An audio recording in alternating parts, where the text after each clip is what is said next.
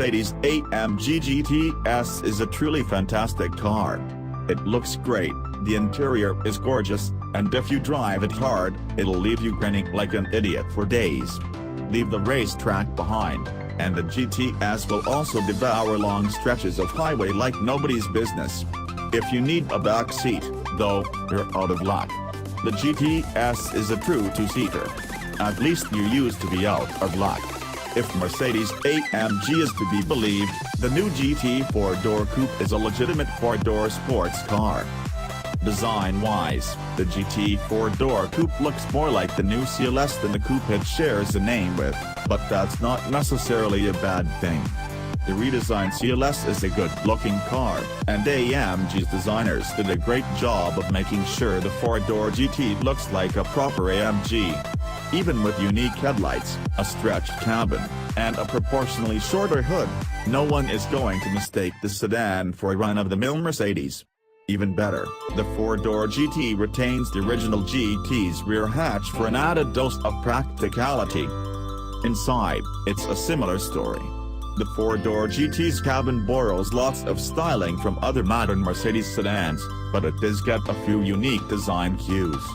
The wide center console, for example, looks like an updated version of the one found in the original GT Coupe. Depending on which package buyers choose, the 4-door GT's interior can either look like a luxury sedan with its quilted leather and wood trim, or it can double down on the sportiness with carbon fiber trim, yellow seat belts, contrast stitching, and sports seats. European buyers will have the option of a 4-passenger or 5-passenger version, but in the US, only the 4-seat configuration will be available. For most buyers, the 4-door GT's performance will likely be the most important factor, and at least on paper, AMG definitely delivers. All versions get to work vectoring all-wheel drive and a 9-speed AMG automatic transmission, and there are 3 different levels of power.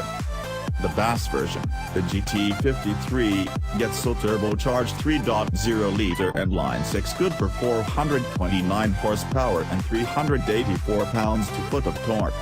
Like the CLS53, the GT53 uses a mild hybrid system that contributes 21 horsepower and 184 pounds-to-foot of torque, allowing it to hit 60 miles per hour in an estimated 4.4 seconds.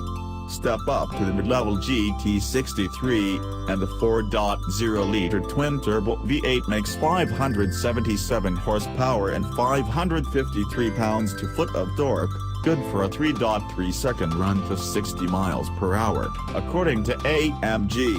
The GT63S tops the lineup with 630 horsepower and 627 pounds-to-foot of torque from the same V8. It's also the quickest of the 3, needing only 3.1 seconds to hit 60 miles per hour. Keep going, and the GT63S has a top speed of 195 miles per hour, 21 miles per hour faster than the GT53's max of 174 miles per hour.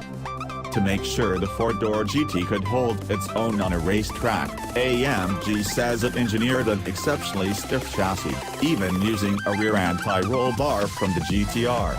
The 6-cylinder version uses steel springs and adaptive dampers, and the V8's gets AMG's multi-chamber air suspension for even sportier handling. The all-wheel drive system is rear-biased, and on the GT63S, it even includes a standard drift mode that completely disengages the front wheels. Drift mode is also available as an option on the regular GT63. Both 63s come standard with a limited slip differential and rear wheel steering, as well. For even better handling, AMG gave the GT an active aero package. Up front, engineers borrowed the GTR's electronically controlled louvers to manage airflow, while a multi-stage rear spoiler adjusts itself depending on how the car is being driven. In a straight line, the spoiler lowers to minimize wind resistance, but in a corner, it raises to increase downforce and improve handling. No information on pricing is available at the moment, but expect Mercedes to announce that closer to the GT's on-sale date. for the GT63 and 63S, that's scheduled to be early next year, with the GT53 not going on sale until mid-2019.